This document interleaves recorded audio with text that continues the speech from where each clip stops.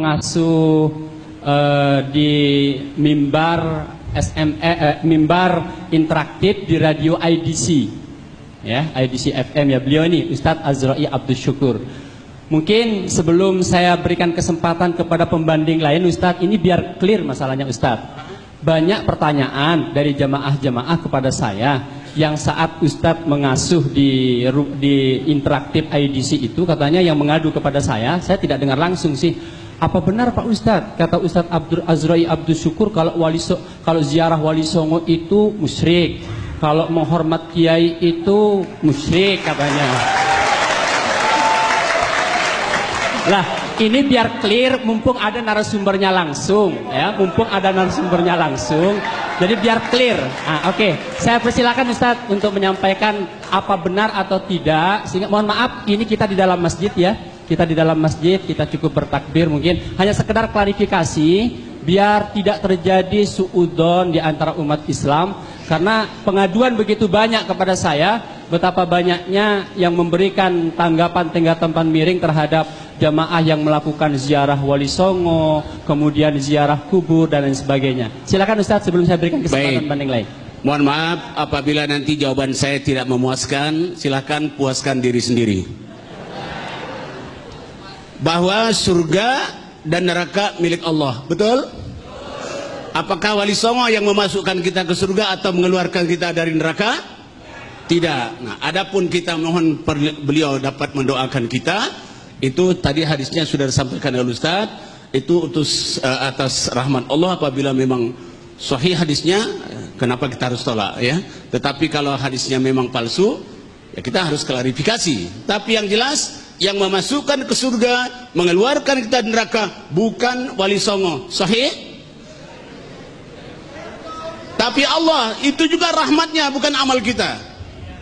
Rasul bersabda, bukanlah seorang itu masuk surga karena amalnya, tetapi karena rahmat Allah. Bagaimana engkau ya Rasulullah? Iya, walaupun saya, tapi rahmat Allah. Meragukan? Kalau meragukan silakan cari keyakinan sendiri. Mohon maaf atas jawaban saya. Baik, terima kasih. Saya kira cukup klarifikasinya ya, sehingga tidak terjadi salah paham. Sebentar, penanya saya yakin begitu banyak dan penasaran. Namun mohon maaf, saya ada amanat dari panitia untuk lebih memprioritaskan kepada pembanding yang memang sengaja diundang secara khusus. Selebih daripada itu, saya persilahkan nanti kepada jamaah yang lain. Saya panggil kepada para undangan yang ada di depan. Enggak apa-apa, tetap di sini Ustaz. Ya, enggak apa-apa kok. Ya. Saya bacakan para pembanding yang diundang oleh panitia ya. Saya mohon untuk bisa ke depan.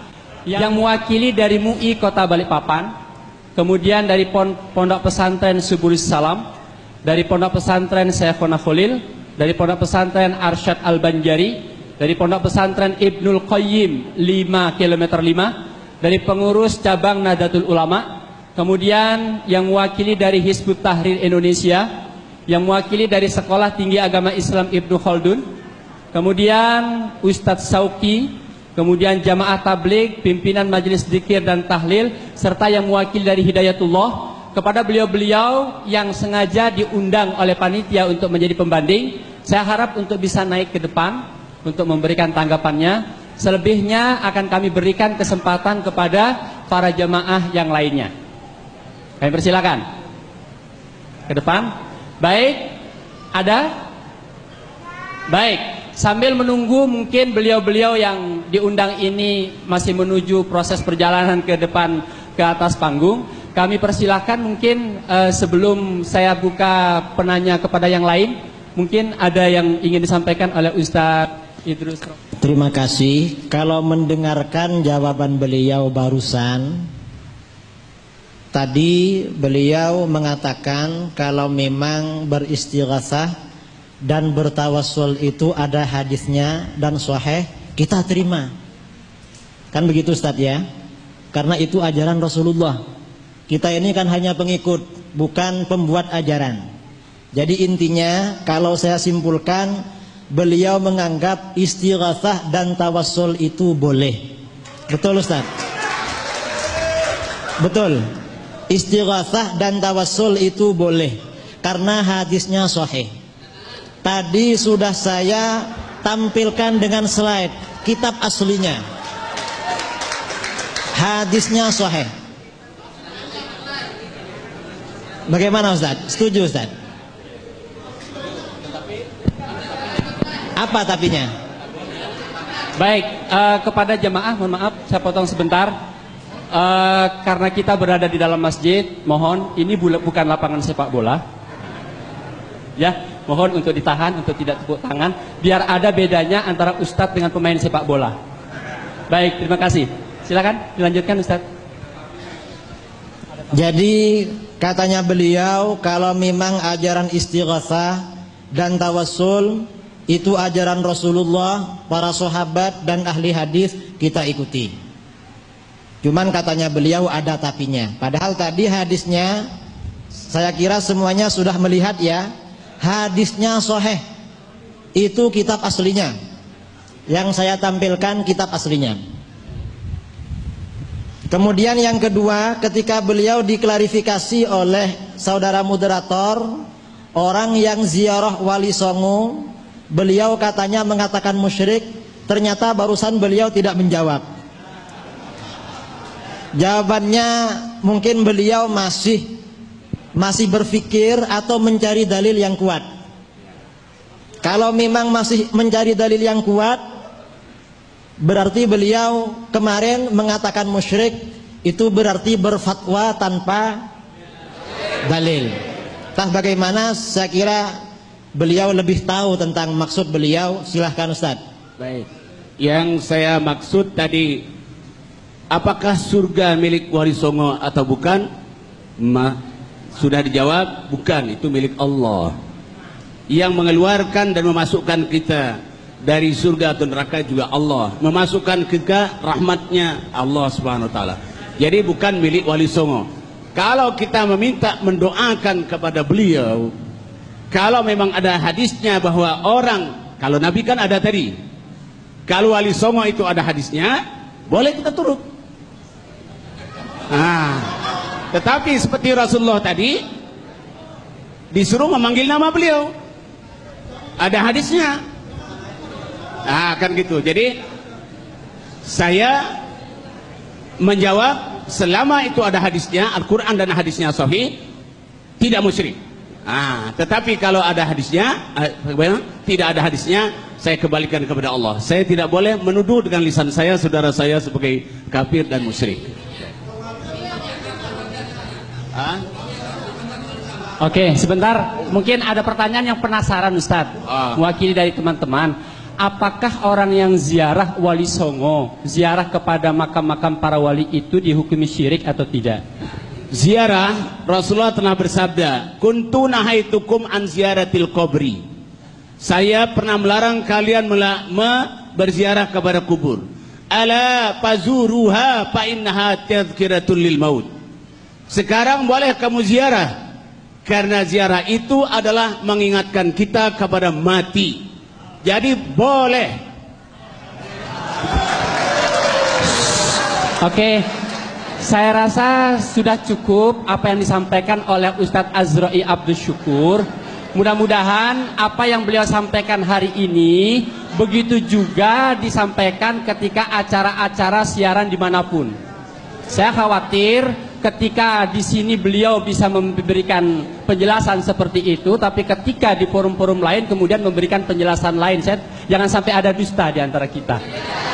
Baik, silakan Ustaz Idris. Jangan ada sampai ada dusta di antara kita. Selama kita bersaudara ukhuwah Islamiyah, insyaallah jujur adalah pakaian kita. Alhamdulillah. Baik, terima kasih Ustaz Idris, silakan. Saya ingin menambahkan masalah ziarah kubur. Ada perbedaan antara mayoritas umat Islam dengan Wahabi. Jadi maksud perbedaan ini bukan dengan Ustadz Azra'i, karena beliau tadi bukan Wahabi. Berarti mulai tadi saya tidak menyinggung beliau gitu Ustadz ya, karena bukan Wahabi katanya.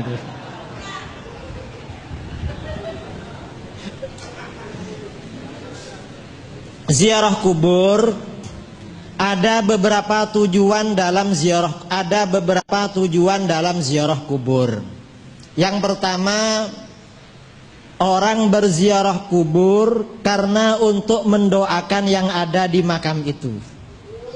Ini menurut kita boleh, menurut orang Wahabi boleh. Mendoakan orang yang ada di makam boleh. Yang kedua, ada ziarah kubur karena untuk memenuhi hak kita kepada yang ada di kubur.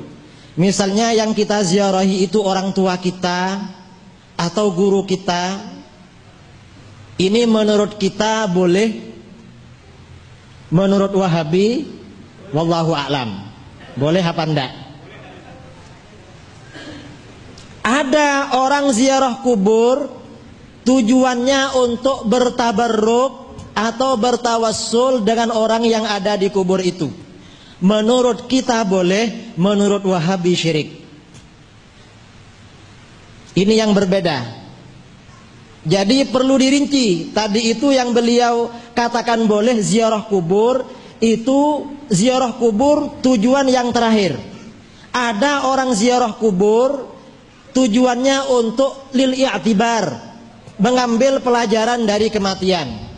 Wahabi mengatakan boleh, kita juga boleh. Dan ini kuburan siapa saja bebas. Untuk yang ketiga, apakah kuburannya orang kafir, kuburannya sapi, kuburannya Cina atau siapa? Kalau tujuannya agar kita ingat mati, bebas katanya para ulama. Karena yang penting kita ingat. Tetapi kalau tujuan yang pertama kita ziarah kubur untuk mendoakan orang yang ada di kubur, orang kafir tidak boleh, harus muslim. Yang kedua, ketiga juga begitu, harus muslim. Jadi yang beliau sampaikan tadi, yang boleh itu ziarah kubur dengan tujuan ziarah kubur dengan tujuan untuk mengambil pelajaran dari kematian. Mungkin kalau para jamaah atau moderator ingin klarifikasi kepada beliau, orang ziarah kubur tujuannya untuk bertabarruk, ya, bertabarruk atau untuk bertawassul, beristighatsah orang yang ada di makam itu. Kira-kira bagaimana menurut beliau? Kalau menurut Ahlus Sunnah wal Jamaah, jumhurul muslimin, mayoritas umat Islam sejak masanya para sahabat sampai sekarang boleh. Menurut Wahabi tidak boleh. Karena surga neraka bukan milik, yang memasukkan kita ke surga ke neraka bukan Wali Songo. Dasarnya mana? Dalilnya kita ziarah kubur untuk tujuan tabarruk atau tawassul. Yang pertama dasarnya Al-Quran. Di dalam Al-Quran, walau annahum izzalamu anfusahum ja'uka fastaghfarullaha wastaghfara lahumur rasul lawajadullaha tawwabar rahima. Seandainya apabila orang-orang beriman itu ketika mereka melakukan kezaliman terhadap dirinya sendiri, lalu mereka datang kepadamu Muhammad, lalu mereka beristighfar kepada Allah dan Rasul telah memintakan istighfar pada mereka, maka mereka akan menemukan Allah Maha Penerima Taubat, Allah juga Maha Penyayang.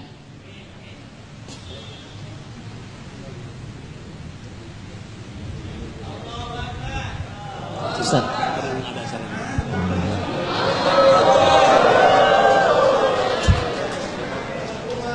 Ya, mudah-mudahan beliau diberi keselamatan dan hidayah begitu ya selama kita. Allahumma amin. Jadi tujuannya tabarruk atau istighatsah. Kata para ulama di dalam ayat ini, orang yang berdoa kepada Allah memohon ampun diperintahkan oleh Al-Quran berdoa di samping makam Rasulullah. Apa tujuannya berdoa di samping makam Rasulullah? Tentunya tujuannya bertabarruk dengan Rasulullah yang ada di makam itu. Lalu bagaimana dengan orang-orang soleh yang bukan Rasulullah?